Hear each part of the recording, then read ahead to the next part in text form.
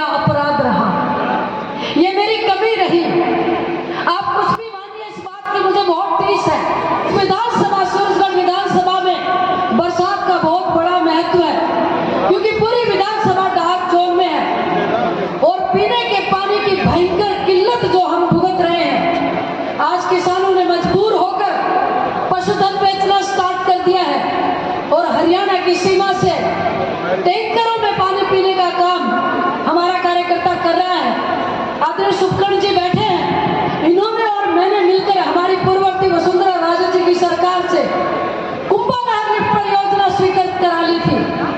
मित्रों, मुझे अफसोस इस बात का है कि पेयजल की इतनी महत्वाकांक्षी योजना संपूर्ण काम पूरा होने के बाद भी न जाने कहां चली गई। मैं नहीं जानती क्यों खेतड़ी तक पानी आकर सूरजगढ़ की सीमा पर रुक गया।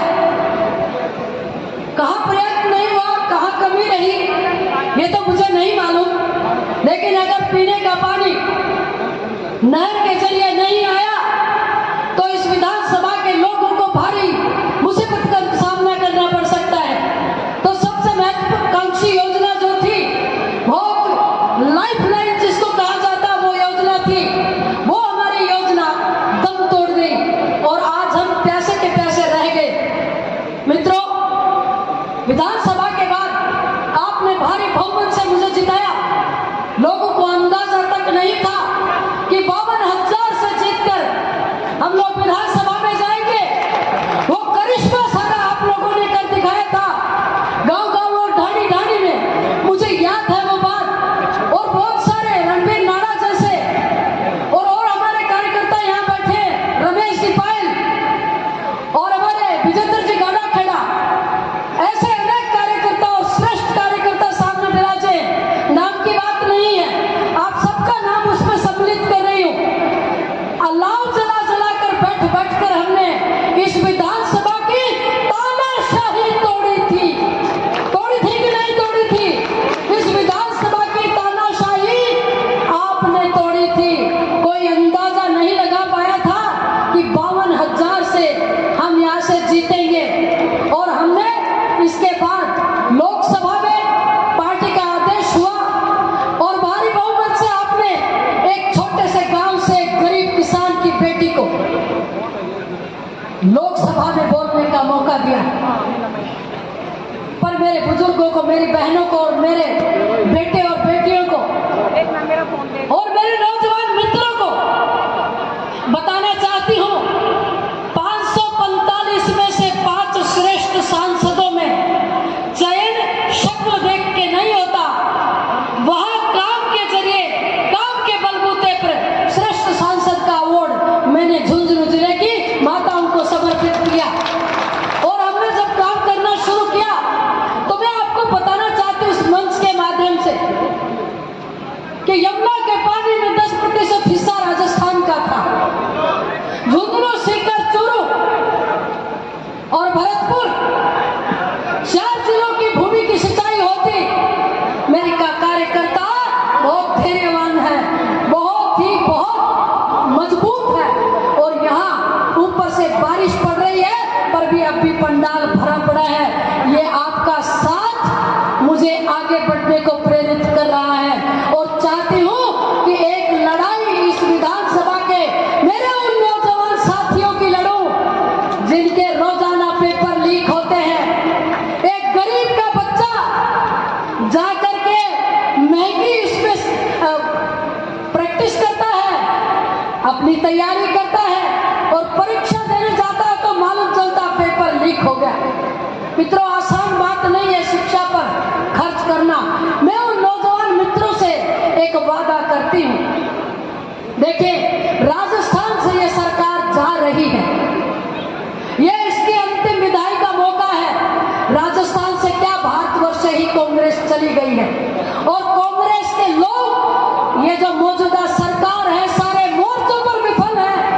ना लोगों को नौकरी दे पाए, ना परीक्षाएं करवा पाए, ना मेरी बहनों की हिफाजत करवा पाए और ना हमको पानी पिला पाए। और उधर केंद्र सरकार की जो हर घर में नल योजना का पैसा सारा आ गया, किसी घर में पानी पहुंचा हो तो मैं आपसे पूछना चाहती हूँ, नहीं पहुंचा। और कारण यही रहा कि मॉनिटरिंग अच्छी नहीं है, आपके पैरवी बेहतर मजबूत तरीके से नहीं हुई है, इसलिए हम आज भी इस दंश को झेल रहे हैं। एक जगह जगह मैंने गांव में देखा है, किसान बेचारा अपने बलबूते के ऊपर गौशालाएं चला रहा है। ये किसान अपने बच्चों का पेट तो भर नहीं पाता, बेचारा किसकी निकाली हुई गौओं की सेवा करे, लेकिन मरता क्या न करता। जगह जगह गौशालाएं खोल रखी हैं, किसान अपने बलबूते पर उनका चारा और पानी का प्रबंध कर रहा है, सुध लेने वाला कोई नहीं है। पिछले दिनों पहले तो मौसम की मार ने फसलों को चौपट किया और ऊपर से खाज में दांत ने दुखी किया, ओले भी आ गए, फसलें चौपट हो गई। मित्रों, यहाँ ज्ञापन देने से काम नहीं चलने वाला है, इसके लिए ठोस लड़ाई लड़नी पड़े। और हम सब ने, मेरे किसान भाइयों ने मिलकर जो लड़ाई लड़ी, उसका थोड़ा सा परिणाम ना के बराबर मुझे तो मंजूर नहीं है। सरकार के कान पर जो भी रेंगती नहीं है। हमने इस जिले में आजादी के बाद से आज तक 72 वर्ष में एक भी नेशनल हाईवे नहीं था। रेवाड़ी से फतेहपुर, सीकर से लोहारू और चूरू से लेकर आपके पिलानी होता हुआ ये जो स्टेट और नेशनल हाईवे बन रहे हैं, 7 साल से बंद पड़ी ट्रेन वापस चली। सैनिक स्कूल इस जिले में खुला, पासपोर्ट कार्यालय इसलिए खोला कि ये मेरे नौजवान मित्र खाड़ी देशों में जाते हैं, पढ़ने जाते हैं, नौकरी करने जाते हैं, जयपुर के चक्कर लगाने पड़ते थे। राजस्थान का पहला पासपोर्ट कार्यालय झुंझुनू में खुला। हमने वन स्टॉप सेंटर खोला और मैं खिलाड़ियों को बताना चाहती हूँ कि जिला मुख्यालय में स्वर्ण जयंती स्टेडियम में जो सिंथेटिक ट्रैक बनी 18 लाख की, हमने करोड़ों रुपए, 17 करोड़ रुपए वहां पे उस जगह खर्च किए। आप जाकर कभी देखेंगे तो पहचान नहीं पाएंगे। हमने जिले को रूडिप से जुड़ा 642 करोड़ रुपए एक साथ मिले। मैं ये सब बातें इसलिए बता रही हूँ कि भारतीय जनता पार्टी की सरकार उस समय थी और आपकी बेटी सांसद थी, तो वहां से केंद्र सरकार से पैसे लाने का, अधिक पैसे लाने का काम हमने किया। मित्रों, ये लड़ाई शुरू ही की थी। मेरा तो एक दोस्त रहा कि दिल्ली जाने के बाद मैं इन कार्यकर्ताओं को देख नहीं पाई, इनको संभाल नहीं पाई, इनके काम नहीं कर पाई, इन माताओं के पास बैठकर गीत नहीं गा पाई। ये मेरा अपराध रहा, ये मेरी कमी रही। आप कुछ भी मानिए, इस बात की मुझे बहुत टीस है कि मेरा कार्यकर्ता उन 5 सालों में मारा फिरता रहा और मायूस होकर अपने घर में बैठ गया। मित्रों, ये कोई बात नहीं है, सरकार नहीं है तो हमारी चलेगी नहीं, हमारी चलेगी, हमारी चलती है। और हम कुछ भी नहीं है तो भी जिगर है, हिम्मत है और अपने लोगों का साथ है और इन माताओं का आशीर्वाद है। मेरे बुजुर्गों की ताकत मेरे पास है, इसलिए लड़ाई में कहीं भी पीछे नहीं हटेंगे। मैं तो आज यहाँ पे इतनी बड़ी संख्या में आप पधारे, आज के दिन मैं तो कुछ नहीं हूँ, बहुत बड़ी चीज हूँ, आपकी बेटी हूँ, आपकी बहन हूँ और ये मेरे नौजवान खड़े हैं, इनकी मैं भुआ हूँ। और किसी की, मेरा क्योंकि ससुराल, मेरा ननिहाल और मेरा पीहर इसी विधानसभा में है, तो मुझे बताओ कि मैं जाऊं कहाँ। मुझे तो आप ही के बीच मरना है और आप ही के बीच रहना है। और जिस नाव में आप बैठे हो उसी में तो मैं बैठी हूँ। जब डूबेंगे तो साथ साथ, लेकिन डूबने आपकी ये शेर बेटी देगी नहीं।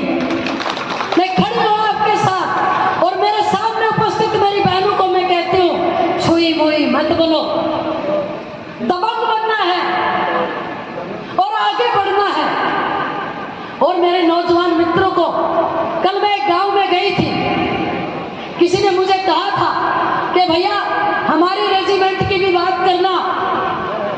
तो मैंने कहा भाई जाट रेजिमेंट, अहीर रेजिमेंट और बहुत सारी रेजिमेंट खुलनी चाहिए, कहाँ दिक्कत है? एक तगमाई तो लगता है, किसी का हक थोड़ी मारा जा रहा है। तो ये ऐसी बातें बहुत सारी हैं जिनकी लड़ाई मित्रों हमको लड़नी है। मैं तो प्रणाम करती हूँ मंच के ऊपर सर झुकाकर आपको। मैं आभारी हूँ आपकी, मैं ऋणी हूँ आपकी। विश्वास दिलाती हूँ कि आपके फोन के साथ मैं आपके पास उपस्थित रहूंगी। मैं संपूर्ण विरासत लोगों से एक वादा करवाना चाहती हूँ। अगर आप हाँ कहें तो मेरी बात कहना चाहती हूँ। जैसे मैं हूँ और मेरी तरह की अनेक बहनें, चाहे वो कविता यादव हो, चाहे वो नीरू यादव हो, चाहे और हमारी बहनें हो जो चुनाव लड़ती हैं, जो सार्वजनिक जीवन में रहती हैं, उनके लिए घटिया शब्द किसी के द्वारा आप नहीं सुनेंगे, ये वादा मुझसे करके जाना होगा। तब तो मैं समझूंगी कि मेरी बात आप तक पहुंची है। वो कहते हैं आप हंस देते हो, उनको लगता है कि आप उनकी तारीफ कर रहे हो। हर एक आदमी को हिफाजत अपनी बहू और अपनी बेटियों की करनी पड़ेगी। अगर आप मेरे साथ सहमत हैं, मेरी बात से सहमत हैं, बेटी किसी की भी हो सकती है, किसी जाति की हो सकती है, गरीब या अमीर की हो सकती है, वो संतोष हो सकती है और वो राधा हो सकती है, और ये कलाकार बेटियां हो सकती हैं। बेटियों के लिए घटिया शब्दावली जो सुनता है, मैं कहती हूँ वो सबसे कमजोर पुरुष। इसलिए आपको मुझसे वादा करना पड़ेगा कि आगे से कभी ऊँटनी बोलते हैं, कभी घोड़ी बोलते हैं, कभी चुटली वाली बोलते हैं, कभी कुछ बोलते हैं, मुँह ऐसा बोलते हैं। अब की बार गांव में वो घुसेगा जो हमारी माताओं और बहनों की इज्जत करेगा। चाहे मैंने 38 साल की उम्र में मेरा इकलौता भाई खोया, या मैं कोई भी चुनाव हारी, या मेरा टिकट कटा, या मैं कहीं भी बीमार पड़ी, पैर टूट गया, बुखार हो गया, तो आपने मुझे घर पर जाकर संभाला और मजबूती से मेरे इर्द गिर्द एक घेरा बनाकर खड़े रहे। मैं मंच पर सर टिकाकर